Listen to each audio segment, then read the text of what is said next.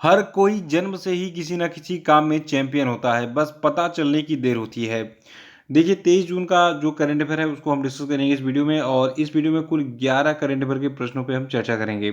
और आज के प्रश्न बहुत इंपॉर्टेंट है आपकी सभी परीक्षाओं के लिए, तो बने रहिए शुरू से लास्ट तक वीडियो में। और वीडियो के लास्ट में जो 5 क्वेश्चन अपडेट पूछे जाते हैं इनका जवाब जरूर दिया कीजिए।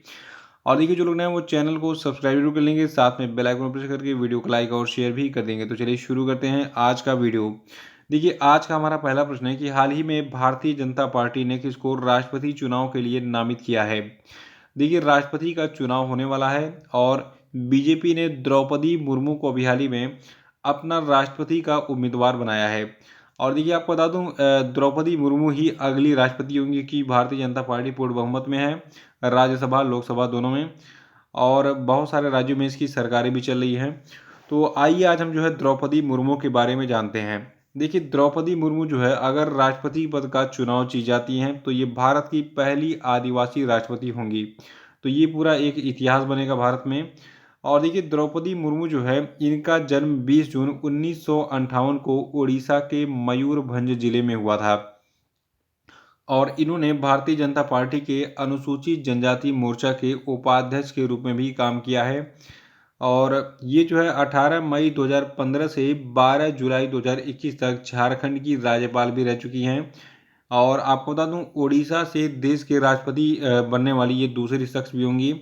देखिए द्रौपदी मुर्मू से पहले उड़ीसा से एक पूर्व राष्ट्रपति थे बीबी गिरी, ये देश के पहले राष्ट्रपति चुने गए थे। और उड़ीसा राज्य से जो है अब दूसरी राष्ट्रपति चुनी जाएंगी द्रौपदी मुर्मू।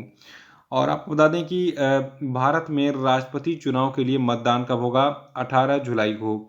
और मतगणना 21 जुलाई को होगी, क्योंकि राष्ट्रपति रामनाथ कोविंद का कार्यकाल 24 जुलाई को खत्म हो रहा है। और ऐसा प्रावधान है हमारे संविधान में कि राष्ट्रपति का पद खाली नहीं रहना चाहिए। पद खाली होने के मतलब पहले ही राष्ट्रपति पद का चुनाव हो जाना चाहिए, ठीक है। तो 24 जुलाई को जो है रामनाथ कोविंद जी का कार्यकाल समाप्त होगा और 21 तारीख को ही अनाउंसमेंट हो जाएगा कि अब जो है भारत की नई राष्ट्रपति कौन होंगी। तो 100% द्रौपदी मुर्मू ही होंगी। देखिए द्रौपदी मुर्मू आदिवासी संथाल परिवार से ताल्लुक़ रखती हैं, इसको नोट कर लीजिएगा। और इनका विवाह जो है ये श्याम चरण मुर्मू से हुआ था, बाद में श्याम चरण मुर्मू का निधन हो गया। इनकी मतलब इनके दो बेटे थे और एक बेटी। तो देखिए इनके पति के साथ साथ दोनों बेटों का भी निधन हो चुका है। इनकी एक बेटी हैं जो बैंक में जॉब करती हैं। तो ये था पूरा डिटेल द्रौपदी मुर्मू के बारे में, इसको नोट कर लीजिएगा। एक एक लाइन मैंने बहुत सेलेक्ट करके निकाले हैं और ये सभी लाइनें मान के चलिए एक एक प्रश्न के रूप में एग्जाम में पूछे जा सकते हैं। याद रखिएगा भारतीय जनता पार्टी की राष्ट्रपति चुनाव के लिए नामित उम्मीदवार कौन है, द्रौपदी मुर्मू।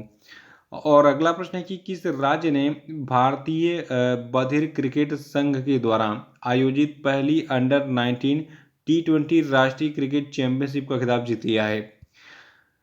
तो देखिए अभी हाल ही में जो आपका अंडर 19 T20 राष्ट्रीय क्रिकेट चैंपियनशिप आयोजित किया गया था बाधिरों के लिए, तो इसको जीता है आंध्र प्रदेश ने। और आंध्र प्रदेश ने फाइनल में गुजरात को 5 विकेट हराकर अंडर 19 T20 राष्ट्रीय क्रिकेट चैंपियनशिप जीत ली है बाधिरों वाली। और आपको बता दूं भारतीय बाधिर क्रिकेट संघ जो है यानी कि जो आपका इंडियन डेफ क्रिकेट एसोसिएशन है, इसने इसका आयोजन जो है 16 से 19 जून तक किया था। और अगला प्रश्न है कि हाल ही में किसे संयुक्त राष्ट्र में भारत का स्थायी प्रतिनिधि बनाया गया। तो देखिए अभी हाल ही में रुचिरा कंबोज को बनाया गया है संयुक्त राष्ट्र में भारत का स्थायी प्रतिनिधि। यहाँ पे इनकी फोटो दिख रही है आपको। देखिए रुचिरा कंबोज की बात करें तो ये वर्तमान में भूटान में भारत की जो है पहली महिला राजदूत के रूप में काम कर रही हैं। यानी कि भूटान में अभी तक जो है किसी महिला को जो है राजदूत के रूप में अपॉइंट नहीं किया गया था। और रिसेंटली जब इनको किया गया था तो ये भूटान में अपॉइंट होने वाली पहली महिला भारतीय राजदूत थी। और देखिए जो आपकी रुचिरा कंबोज है ये यूनेस्को में भारत की राजदूत या फिर स्थायी प्रतिनिधि भी रह चुकी हैं।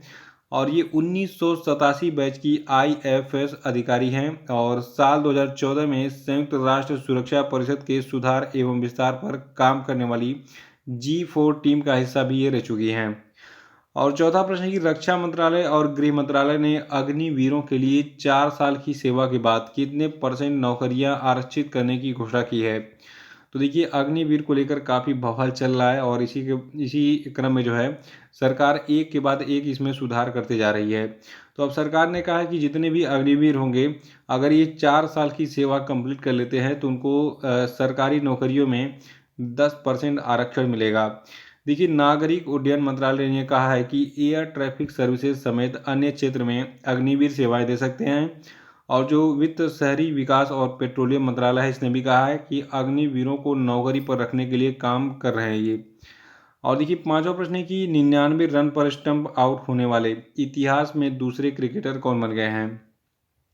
तो देखिए जो ऑस्ट्रेलिया के डेविड वार्नर हैं, ये इतिहास में ऐसे दूसरे क्रिकेटर बन गए हैं जो 99 रन पर ही स्टंप आउट हो गए। देखिए सवाल ये उठता है कि पहले ऐसे कौन से क्रिकेटर हैं जो 99 रन पर स्टंप आउट हुए थे। तो देखिए इनका नाम है वीवीएस लक्ष्मण। ये 99 रन पर जो है स्टंप आउट हुए थे 2002। देखिए अभी हाल ही में 21 जून 2022 को कोलंबो श्रीलंका में खेले गए चौथे वनडे में धनंजय डिसिल्वा की गेंद पर निरोशन डिकवेला ने वार्नर को यानी कि डेविड वार्नर को स्टंप आउट किया था। तो ये वाली लाइन जो आपको याद होनी चाहिए, ठीक है। तो याद रखिएगा डेविड वार्नर जो ऑस्ट्रेलिया क्रिकेटर हैं, ये 99 रन पर स्टंप आउट होने वाले इतिहास में दूसरे क्रिकेटर हैं। और पहले कौन है, वीवीएस लक्ष्मण। अगला प्रश्न है कि one nation one ration card योजना से जुड़ने वाला अंतिम राज्य कौन बन गया है। तो देखिए जो असम है, ये one nation one ration card योजना से अब तक नहीं जुड़ा था और ये ऐसा अंतिम राज्य बन गया है जो कि इस योजना से जुड़ा है। और आपको बता दूं इसके साथ ही केंद्र का एक राष्ट्र एक राशन कार्ड योजना जो है कार्यक्रम जो है ये पूरे देश में लागू हो गया है।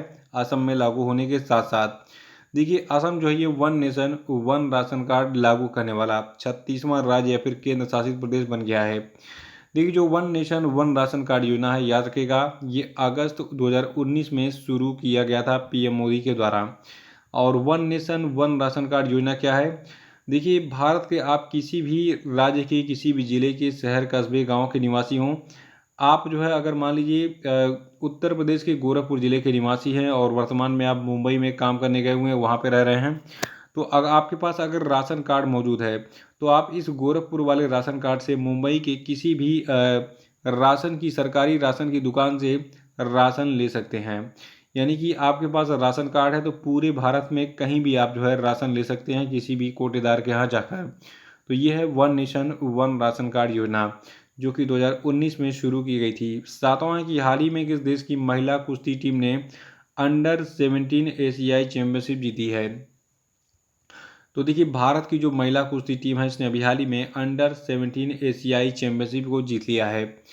और आपको बता दूं भारत जो है ये 8 स्वर्ण 1 रजत और 1 कांस्य पदक के साथ 235 अंक लेकर पदक तालिका में टॉप पर रहा। और जापान 143 अंक के साथ दूसरे स्थान पर रहा और मंगोलिया 138 अंक के साथ तीसरे स्थान पर रहा था अंडर 17 एशियाई चैंपियनशिप में। और ये चैंपियनशिप हाल ही में किर्गिस्तान के बिश्केक में आयोजित की गई थी। तो एक लाइन में दिमाग में फिट कर लीजिए कि अभी हाल ही में किर्गिस्तान के बिश्केक में आयोजित अंडर 17 एशियाई चैंपियनशिप में भारतीय महिला कुश्ती टीम ने जो है विजय हासिल की। ये पदक तालिका में पहले स्थान पर था, ठीक है। अगला प्रश्न है कि अष्टांग योग पुस्तक को किसने लिखा है। देखिए अभी हाल ही में अंतर्राष्ट्रीय योग दिवस के पहले अष्टांग योग नामक एक पुस्तक लॉन्च की गई। इसको लॉन्च किया हरियाणा के मुख्यमंत्री मनोहर लाल खट्टर ने और इस पुस्तक को लिखा है डॉक्टर सोनू फोगट ने। आपको बता दूं हाल ही में हरियाणा के मुख्यमंत्री मनोहर लाल खट्टर ने 8वें अंतर्राष्ट्रीय योग दिवस की पूर्व संध्या पर इस पुस्तक को लॉन्च किया था। तो यार कहेगा अष्टांग योग नामक एक पुस्तक लॉन्च की गई है जिसको डॉक्टर सोनू फोगट ने लिखा है। नवा प्रश्न की हाल ही में किस देश में पाई गई स्टिंगरे मछली को दुनिया की सबसे बड़ी प्रलेखित मीठे पानी की मछली नामित किया है।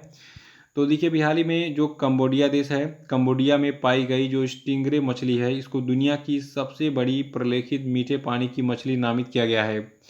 आपको बता दूं एक मछुआरे जिनका नाम है मैलथून, मैलथून ने हाल ही में उत्तरी कंबोडिया में मेकांग नदी में एक अलग द्वीप काओ प्री में जो है इस मछली को पकड़ा था। और यहाँ पे मछुआरे की फ़ोटो है, यहाँ पे मछली की फ़ोटो आपको दिख रही है। इस विशाल स्टिंगरे मछली का वजन कितना है, 400 पाउंड है, ठीक है। तो ये 400 पाउंड की जो स्टिंगरे मछली है, ये दुनिया की सबसे बड़ी प्रलेखित मीठे पानी की मछली इसको नामित किया गया है। और ये कहाँ पे पाई गई है? कंबोडिया में। अगला प्रश्न है कि हाल ही में किस देश ने घरेलू सहायिकाओं के रूप में विदेशी रोजगार के लिए जाने वाली महिलाओं की न्यूनतम आयु में संशोधित करके 21 वर्ष कर दिया है? तो देखिए, ये देश आपका श्रीलंका है। श्रीलंका में जो है क्या हो गया, घरेलू सहायिकाओं के रूप में काम करने के लिए जो विदेशों में जाने वाली जो महिलाएं होंगी, तो उनकी जो आयु सीमा है, ठीक है, यानी कि विदेशी रोजगार के लिए जाने वाली महिलाओं की जो न्यूनतम सीमा है, इसमें संशोधन करके 21 साल कर दिया गया है। यानी कि अब 21 साल की लड़की विदेश में नौकरी करने जा सकेगी घरेलू सहायिका के रूप में काम करने के लिए।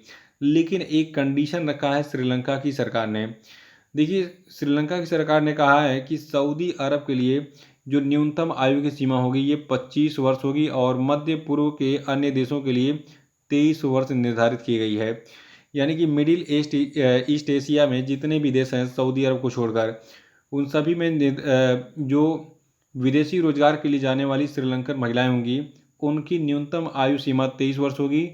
सऊदी अरब में केवल 25 वर्ष होगी, बाकी अन्य देशों के लिए 21 वर्ष ही काफ़ी है। तो इसको नोट कर लीजिएगा।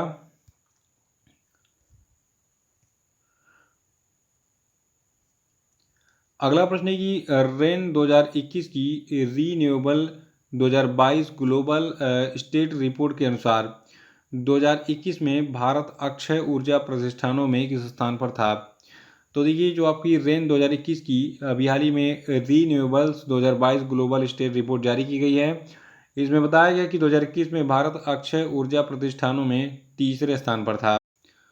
और देखिए, भारत जो है ये केवल चीन 136 गीगावाट और अमेरिका 43 गीगावाट से पीछे रहते हुए 15.4 गीगावाट के स्कोर के साथ जो है 2021 के नवीकरणीय ऊर्जा क्षमता वृद्धि के लिए विश्व स्तर पर तीसरे स्थान पर था।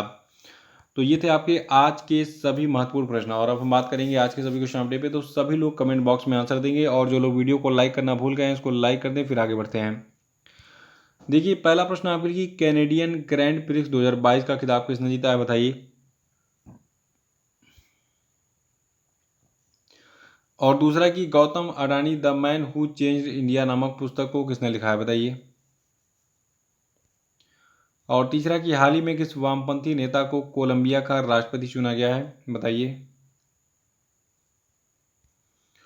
और चौथा कि हाल ही में डीबीएस बैंक इंडिया ने स्वकर्मा फाइनेंस में कितने % हिस्सेदारी खरीदी है, बताइए। पांचवा कि हाल ही में केंद्रीय आवास एवं शहरी मंत्री श्री हरदीप सिंह पुरी ने निर्माण श्रमिकों के लिए जो है कौशल प्रशिक्षण के लिए कौन सी योजना शुरू की है, बताइए। और अब हम बात करेंगे कल के पूछे गए सभी क्वेश्चन अपडेट के सही उत्तरों की। तो का पहला प्रश्न है कि वर्ल्ड रिफ्यूजी डे कब मनाया जाता है? तो 20 जून को हम वर्ल्ड रिफ्यूजी डे मनाते हैं। और दूसरा था कि कौन सा खिलाड़ी जो है हाल ही में T20 अर्धशतक लगाने वाला सबसे उम्रदराज भारतीय खिलाड़ी बन गया है? तो देखिए, ये खिलाड़ी हैं दिनेश कार्तिक। और तीसरा था कि हाल ही में किस शहर में भारत ने बिम्स्टेक प्रौद्योगिकी हस्तांतरण केंद्र की स्थापना को मंजूरी दी? तो देखिए, ये शहर है श्रीलंका का कोलंबो।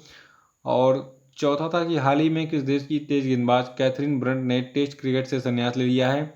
तो देखिए, कैथरीन ब्रंट जो है ये इंग्लैंड की क्रिकेटर थी और फास्ट बॉलर थी। और देखिए, पांचवा था कि हाल ही में किस देश ने अपने तीसरे विमानवाहक पोत फुजियान को लॉन्च किया है? तो देखिए, फुजियान जो है ये तीसरा विमानवाहक पोत है चीन का। तो इसी के साथ ये वीडियो समाप्त होता है। जय हिंद, जय भारत।